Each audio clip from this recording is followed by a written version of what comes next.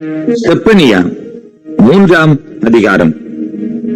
இடுக்கண் செய்து ஊற்றையும் அழுக்குமாயிருக்கிற நகரத்துக்கு ஐயோ!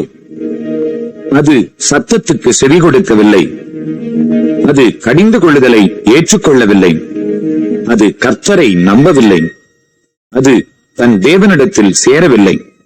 அதற்குள்ளே இருக்கிற அதன் அதிபதிகள் கெர்ச்சிக்கிற சிங்கங்கள், அதன் நியாயாதிபதிகள் சாயங்காலத்தில் புறப்படுகிறதும் விடியற்காலம் மட்டும் ஒரு எலும்பையும் மீதியாக வைக்காததுமான ஓநாய்கள்.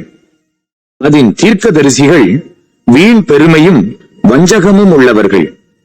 அதன் ஆசாரியர்கள் பரிசுத்த ஸ்தலத்தை பரிசுத்த குலைச்சலாக்கி வேதத்துக்கு அநியாயம் செய்தார்கள். அதற்குள் இருக்கிற கர்த்தர் நீதியுள்ளவர், அவர் அநியாயம் செய்வதில்லை. அவர் குறைவில்லாமல் காலைதோறும் தம்முடைய நியாயத்தை விளங்க பண்ணுகிறார்.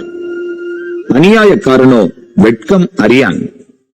ஜாதிகளை சங்கரித்தேன், அவர்கள் துருகங்கள் பாழாயின. அவர்களுடைய வீதிகளை ஒருவரும் கடந்து போகாதபடிக்கு பாழாக்கினேன். அவர்களுடைய பட்டணங்கள் மனுஷர் இல்லாதபடிக்கும் குடியில்லாதபடிக்கும் அவாந்தரையாயின. உன் வாசஸ்தலம் நிர்மூலமாகாதபடிக்கு நீ எனக்கு பயந்து கடிந்து கொள்ளுதலை ஏற்றுக்கொள் என்றேன். நான் அவர்களை எப்படி தண்டித்தாலும் அவர்கள் அதிகாலையில் எழுந்து தங்கள் கிரியைகளை எல்லாம் கேடாக்கினார்கள். ஆகையால் நான் கொள்ளையாட எழும்பும் நாள் மட்டும் எனக்கு காத்திருங்கள் என்று கர்த்தர் சொல்லுகிறார். என் சினமாகிய உக்கிர கோபத்தை எல்லாம் அவர்கள் மேல் சொரியும்படி ஜாதிகளை சேர்க்கவும் ராஜ்யங்களை கூட்டவும் நான் தீர்மானம் பண்ணினேன். பூமியெல்லாம் என் எரிச்சலின் அக்கினியினால் அழியும்.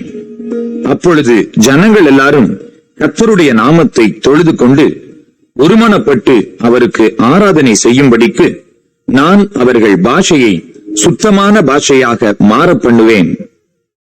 எத்தியோப்பியாவின் நதிகளுக்கு அக்கறையிலிருந்து என்னிடத்தில் விண்ணப்பம் பண்ணுகிறவர்களாகிய சிதறடிக்கப்பட்டவர்களின் குமாரத்தியானவள் எனக்கு காணிக்கை கொண்டு வருவாள். எனக்கு விரோதமாய் துரோகம் பண்ணி நீ செய்த உன் எல்லா கிரியைகளின் நிமித்தமும் அந்நாளிலே வெட்கப்படாதிருப்பாய். அப்பொழுது நான் உன் பெருமையை குறித்து களி கூர்ந்தவர்களை உன் நடுவிலிருந்து விலக்கி விடுவேன். நீ இனி என் பரிசுத்த பர்வதத்தில் அகங்காரம் கொள்ள மாட்டாய். உன் நடுவில் சிறுமையும் எளிமையுமான ஜனத்தை நீதியாக வைப்பேன். அவர்கள் கர்த்தருடைய நாமத்தின் மேல் நம்பிக்கையாயிருப்பார்கள். இஸ்ரவேலில் மீதியானவர்கள் அநியாயம் செய்வதில்லை, அவர்கள் பொய் பேசுவதும் இல்லை. வஞ்சக நாவு அவர்கள் வாயில் கண்டுபிடிக்கப்படுவதும் இல்லை. அவர்கள் தங்களை பயப்படுத்துவார் இல்லாமல் புசித்து படுத்துக் கொள்வார்கள். சீயோன் குமாரத்தியே, கம்பீரித்து பாடு. இஸ்ரவேலரே, ஆர்ப்பரியுங்கள். எருசலேம் குமாரத்தியே, நீ முழு இருதயத்தோடும் மகிழ்ந்து களிகூறு. கர்த்தர் உன் ஆக்கினைகளை அகற்றி உன் சத்துருக்களை விலக்கினார். இஸ்ரவேலின் ராஜாவாகிய கர்த்தர் உன் நடுவிலே இருக்கிறார். இனி தீங்கை காணாதிருப்பாய். அந்நாளிலே எருசலேமை பார்த்து பயப்படாதே என்றும் சீயோனை பார்த்து உன் கைகளை தளர விடாதே என்றும் சொல்லப்படும். உன் தேவனாகிய கர்த்தர் உன் நடுவில் இருக்கிறார். அவர் வல்லமையுள்ளவர், அவர் ரட்சிப்பார். அவர் உன் பேரில் சந்தோஷமாய் மகிழ்ந்து தம்முடைய அன்பின் நிமித்தம் அமர்ந்திருப்பார். அவர் உன் பேரில் கம்பீரமாய் களி கூறுவார்.